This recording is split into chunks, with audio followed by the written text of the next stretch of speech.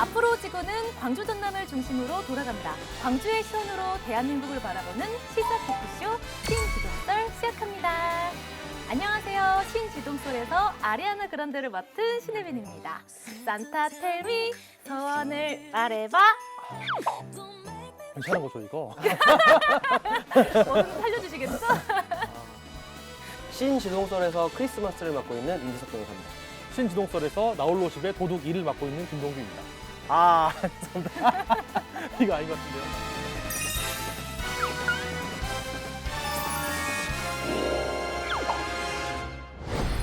크리스마스입니다. 그래서 저희가 지금 기분을 좀 내봤는데 우리 시청자분들께서 좀 알아봐 주실까요? 이렇게 티나는데 모르는 이상. 그럼 한 주를 더 즐겁게 보내고자 하는 마음으로 이슈 시작하겠습니다. 첫 번째 이슈입니다. 배우 조진웅 씨가 소년범 전력 논란으로 연예계 은퇴 선언을 했습니다. 현재 여론의 반응은 어떤가요? 다들 이제 굉장히 놀랐고 이제 그분이 인정하고 은퇴를 발표하니까 되게 실망했다는 반응도 많았는데 한편에서는 또 이제 옹호하는 반응들이 있습니다. 그래서 너무 옛날에 90년대 초반에 이런 일인데 이거는 사람이 달라질 수 있는 거고 어떤 개과천선을 얘기하는 분들도 있는데 또 이제 그렇게 나오니까 추가적인 폭로들이 좀 있어가지고요. 최근까지도 이제 여러 잘못된 행동들을 한 것들이 나와서 뭐 술자리에서 어떤 배우에게 얼음통을 던진다던가 이제 추가적인 어떤 잘못들이 좀 나오고 있는 상황입니다. 아, 그렇군요. 변호사님, 10대 때 저지른 이런 소년범 전력 그 행위가 공인으로서 사회적 책임이 필요하다고 보시나요? 좀 애매한 부분인 것 같습니다. 그래서 뭐 조진웅 씨 같은 경우에는 좀 문제가 있고, 근데 그리고 범죄가 강잖아요. 일단 통상적으로 그러니까 악독함의 기준을 표현할 때 살인죄보다 사실상 가장 악독한 게 강간입니다. 이게 개과가 천선이 된다는 게 사실 불가능한 어떤 영역의 범죄들이 있습니다. 그러니까 강간은 쉽지 않죠. 사실 뭐 저희도 마찬가지로 고등학교 때 맞았다 혹은 누가 내 거를 훔쳐갔다 이러면은 당연히 뭐 그런 화가 트라우마가 나고 남겠죠. 그럴 수는 있겠지만 그게 무슨 31년까지 이제 오랜 기간 동안 끊임없는 고통까지 되지 않잖아요, 솔직히. 그런데 그 범죄를 저질렀다면은 사실은 피해자는 그 지난 31년 동안 고통이거든요. 본인마저도 그거 알았던 거죠. 바로 은퇴했잖아요. 변명을 이제 많이 하지 않고 바로 이제 은퇴를 했다 보니까 본인도 아마 그 심각성을 알고 있는 것 같습니다. 그런데 이 소년법 위반을 한 게 이제 보호되는 기록인데도 이번에 유출이 됐었고, 하지만 저희는 그 배우들을 동경하고 선망의 대상으로 여기잖아요. 적어도 뭐 일반을 살아가는 모든 일반인들이 당연히 자기의 그런 사생활을 공개할 필요는 없다고 생각합니다. 근데 다만 고위공직자들이라든지 아니면 뭐 어떤 공적인 인물이라고 평가받는 사람들은 당연히 그 아무리 뭐 10년, 20년, 30년, 40년 전의 일이라도 좀 오픈되는 게 아까 말씀하신 것처럼 이거 그 정보죠. 그 알 권리가 이럴 때가 서로 이제 비밀과 알 권리가 이럴 때 부합하는 거죠. 그래서 이게 알 권리가 먼저냐 아니면은 그 개인의 보호 차원이 먼저냐 이게 대립을 하는 건데 저는 적어도 정치를 하거나 고위공직자 하시는 분들은 그래야 된다고 생각하기 때문에 그래서 저는 정치할 마음이 전혀 없습니다. 밝혀지면 안 되는 뭔가가 있나요? 그럼 저희가 좀 대비를 하려고요. 아 그냥 드립이죠. 아 이거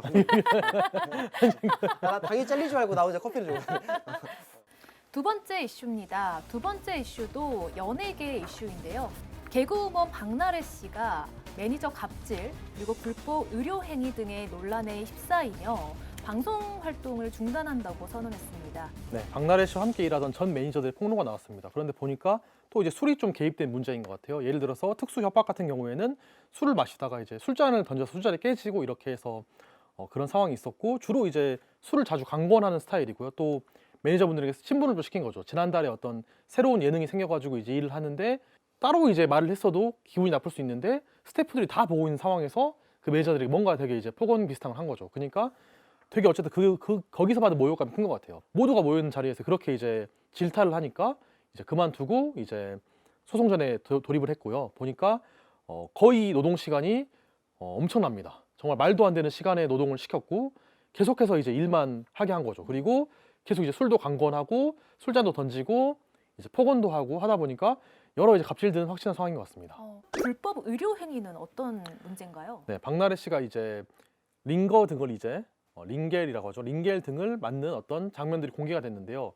이거를 이제 주사 이모라는 분이 이제 했다고 해요. 그런데 현행 법률 등을 보면은 의사의 어떤 왕진 이런 거는 사실은 국가가 허락한 특수한 경우에만 가능한데 그렇지 않은 상황에서 의료 행위가 있었던 상황이잖아요. 그래서 일단 확실한 거는 그 주사 이모는 처벌받을 것 같습니다. 왜냐면은 이거는 너무 명백한 불법이거든요. 의료법 위반 등이 다 있다 보니까 명백하고 만약 거기에 이제 박나래 씨도 뭔가 알고 그랬다거나 이런 게 있으면은 또 처벌 대상이 됩니다. 아, 그렇군요. 근데 이거는 어쩐지 그 직업이나 업무의 특수성이 존재할 수밖에 없습니다. 물론 아까 잘못된 거예요, 나쁜 거예요, 갑질하면 안 되죠. 그렇게 막 폭언하면 안 됩니다. 근데 시간이 지나면 또 일은 아마 국민들이 이해할 겁니다. 뭐 일을 하다 보면 뭐 짜증이 날 수도 있고 또 막 일이 많다 보면 막 그럴 수 있다는 것들을 또 그러니까 수용할 수 있는 범위가 있을 거예요. 근데 더 문제는 아까 말한 주사이모의 이제 의료법 위반이 저는 더 훨씬 크게 느껴져요.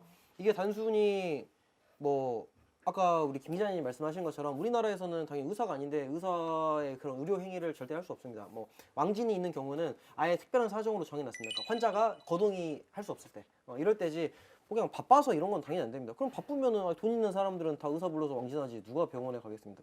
근데 심지어 그 주사 이모라는 사람은 왕진만 한 게 아니라 더 핵심적인 이슈는 공개된 카카오톡에 보면 약간 향정신성 약물이죠. 마약계로 분류되는 그런 물품, 그런 이제 약품들을 내가 뭐 누구 명의 뭐 몇 명 해놨어. 막 약간 이래가지고 지금 이제 향정신성 마약적 이슈가 지금 거기에 이제 들어가 있다고 어쨌든 지금 보도되고 있는데, 이거 진짜 정상적인 주사를 하는 것도 이미 불법인데 이거 명백하게 불법입니다. 애매하지 않습니다. 심지어 그 사람이 의사여도 불법입니다. 근데 지금 우리 김 기자님이 얘기한 것처럼 의사가 아니면 정말 이제 문제가 심각해지는데 거기다 약물이 마약이다. 이러면은 이제 삼중 트리오죠. 법적으로는 여기 구간을 벗어날 수가 없습니다. 저는 그 다음 파장은 지금 뭐 갑질 이거보다 아마 여기 주사 이모 쪽이 훨씬 클 거라고 예측합니다. 세 번째 이슈입니다. 범여권의 일부 의원들이 국가보안법 폐지에 관련한 법안을 제출했습니다. 어떤 내용인지 정리 부탁드립니다. 네, 범여권 31명의 국회의원인데요. 진보당 4명, 그리고 기본소득당 1명, 사회민주당 1명, 무소속 1명까지 해가지고 이렇게 총 31명이 참여했습니다. 여기서 민주당에서 대표하신 분이 우리 광주 광산을의 민영배 의원님이 이제 폐지 법률 발의의 대표자입니다. 내용은 아주 쉽습니다. 이제 다른 뭐 대체 입법이나 이런 게 전혀 없고 개정하거나 이런 게 전혀 없고 그냥 바로 폐지, 그냥 이제 폐지해서 이제 아예 없애버리겠다 이렇게 했고 여기에 대해서 국민의힘은 당연히 이제 안보 공백이 우려된다 하면서 반발하고 있고요. 좀 쟁점으로 부각되고 있습니다. 매 정권마다 국가보안법 폐지가 이슈가 되고 있는데 이 국가보안법 폐지가 역사적으로 악용된 사례들도 있잖아요. 네, 일단은 국가보안법은 1948년도에 만들어졌습니다. 이때 그해 10월 달에 전라남도 여수와 순천에서 이제 여순 사건이 일어났잖아요. 이 과정에서 정부에서 굉장히 두려워합니다. 왜냐면은 우리가 이제 드디어 군대를 만들기로 하고 연대 단위 편성을 하고 있는데 사단이 나오기 전이거든요. 연대 편성을 하는데 갑자기 남도 끝자락에서 반란이 일어나 버리니까 두렵잖아요. 그래서 이런 것들을 좀 처리하고 빠르게 이제 대처하기 위해서 만든 게 국가보안법입니다. 이때는 사실은 이승만에 반대하는 어떤 분들도 찬성을 했습니다. 그런데 50년대 후반이 되면은 보안법 파동이라는 게 일어납니다. 이승만 정권이 어떤 권력 강화를 위해서 보안법을 바꾼 거죠, 약간. 이후에 4.19 혁명으로 잠깐 폐지가 되었습니다. 그런데 박정희 정권 때 다시 이제 부활했는데 이때부터 전두환 정권 때까지는 조금 악용되긴 했습니다. 실제 뭐 박원순 전 서울시장도 국가보안법 연구란 책을 냈거든요. 그분이 그 책 서문에서 뭐라고 하냐면은 국가보안법이란 이 땅의 불행한 현대사를 그 날개로 온통 뒤덮고 있는 거대한 괴조, 괴물새와도 같은 것이다 이렇게 비판을 했었는데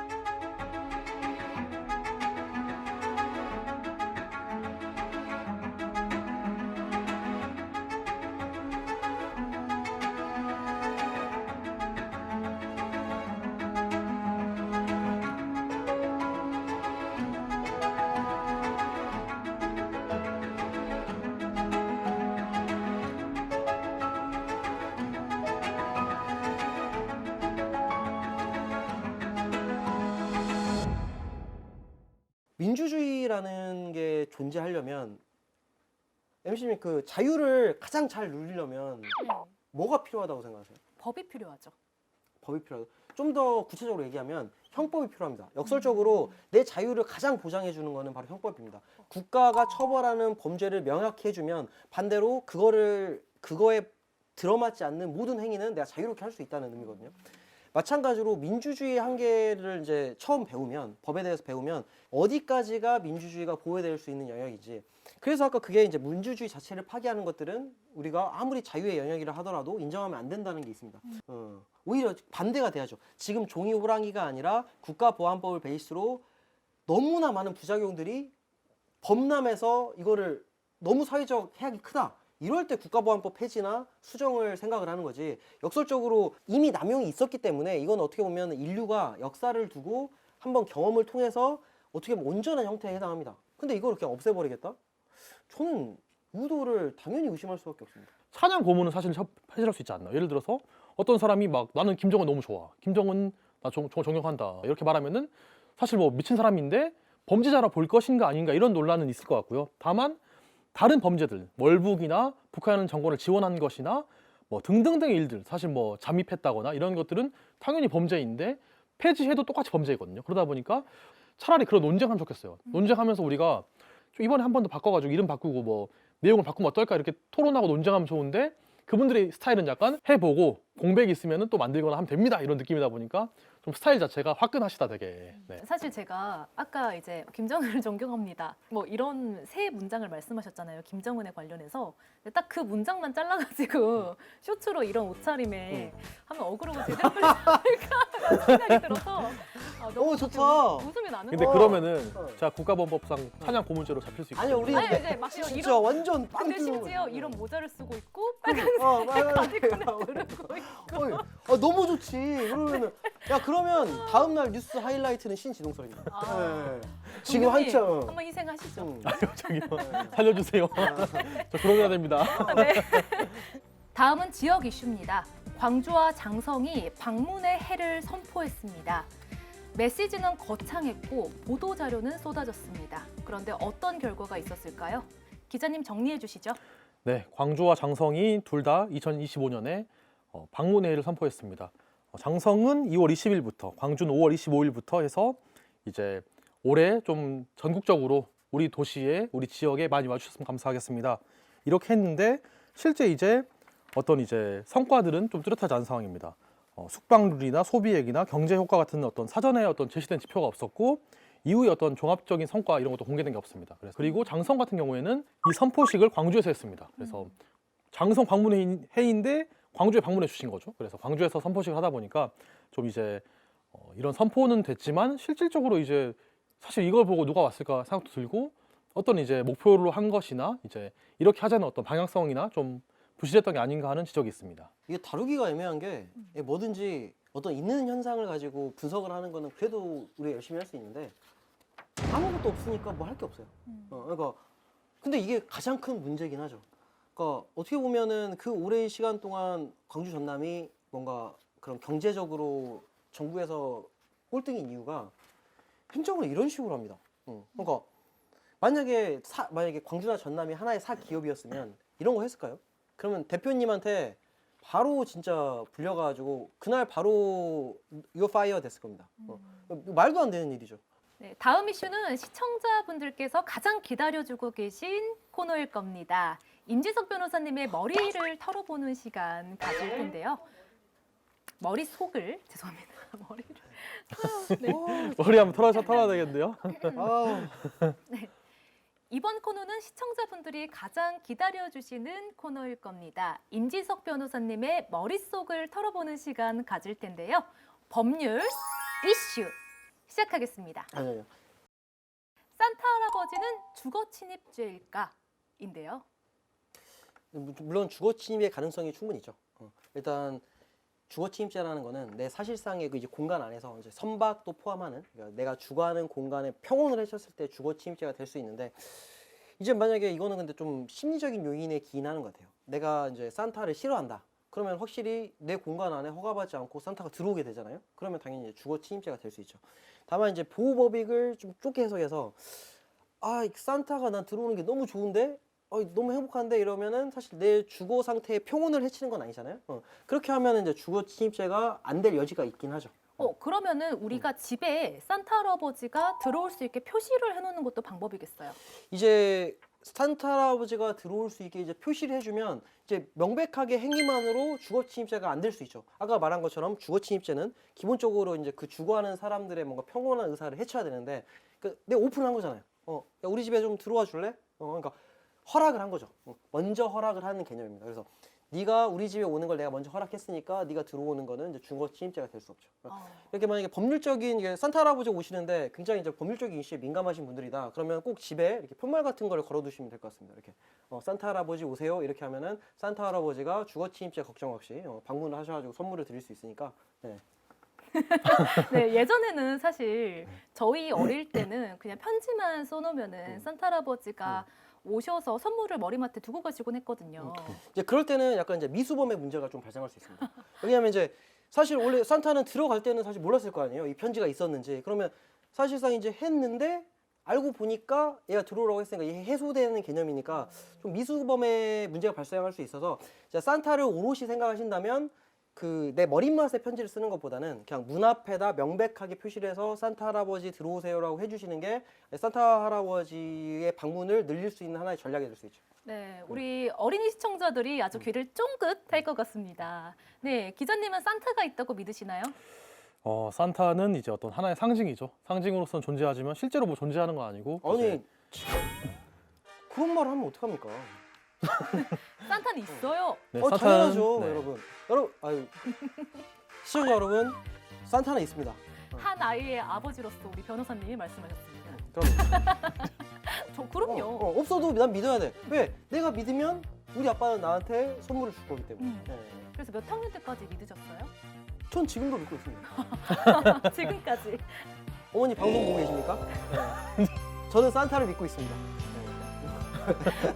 네, 다른 선물로 이제. 기자님은 산타 할아버지 크리스마스에 관련한 재미있는 에피소드 있나요? 어릴 때 나홀로 집을 많이 봤었는데 이제 뭐 제가 직접 이제 그런 걸 겪은 적 없다 보니까 특별한 에피소드 없는 것 같습니다. 그래서 오늘도 그 나홀로 집에 도둑일 분장을 하고 오셨네요. 네, 제가 되게 좋아하는 영화여가지고 자주 보고요. 크리스마스가 오면 이제 늘 보는 게 그거랑 이제 해리포터 시리즈 한 번씩 몰아보고 11시 한 40 몇 분에 틀면은 12시가 될 순간에 1편에서 이제 두 사람이 호그와트에 가가지고 크리스마스 맞이한 거죠. 해리와 론이 이제 그 말을 주고받는 장면이 나옵니다. 메리 크리스마스 하는 것도 장면이 나오다 보니까 그걸 맞춰놓고 시작을 하면은 낭만적으로 이제 12시구나라고 할 수 있습니다. 그래서 12시가 되면은 시작하는 거죠. 그때부터 이제 혼자서 이제 와인 한 잔 마시면서 쭉 이제 보면은 하루를 이제 보낼 수 있습니다. 와, 이거 엄청 꿀팁이긴 팁이네요. 한데 사실 놀리려고 물어본 건데 해리포터랑 크리스마스 무슨 상관이야? 너무 상관이 있네. 그니까요. 네, 오늘 정말 다양한 이슈들로 즐거웠습니다. 특히 넌센스 이슈가 너무나 재밌었는데요. 어떠셨나요? 오늘 김동 기자님이 되게 엄청 열심히 한 줄 알겠어요. 머리 때문에 점점 눌리는데 이거 정면에서 보니까 이제 너무 웃겨가지고 이게 좀 방송에서도 잘 전달될지 너무 기대가 됩니다. 네, 오늘 또 이렇게 재밌는 캐릭터로 변신하시겠다고 모자까지 직접 가져오셨어요. 정말 열정, 정말 인정합니다. 오늘 어떠셨나요? 네, 즐거운 시간이었습니다. 네. 왜 뭐 어디가 웃긴 거지? 네. 영원한 자꾸 웃었죠? 이제 그러니까 자꾸 이게 계속 이제 네. 그 생각하게 돼요. 자꾸 안 그럼 되는데. 바로 이러면. 말해주세요. 어떠셨나요? 평소와 비슷하게 또 이슈들 이제 되게 재밌게 잘 다뤘고요. 또 크리스마스 얘기하니까 되게 즐겁고 또 연말 분위기 나다 보니까 또 올해 좀 잘 마무리하는 시기인데 광주 시민 여러분들께서도 좀 잘 마무리하셨으면 좋겠습니다. 네, 그럼 오늘은 여기까지. 정치와 시사를 우리만의 시선으로 풀어내는 신지동썰. 다음에는 더 재미있고 깊이 있는 이야기로 찾아뵙겠습니다. 시청해주신 여러분 고맙습니다. 메리 크리스마스!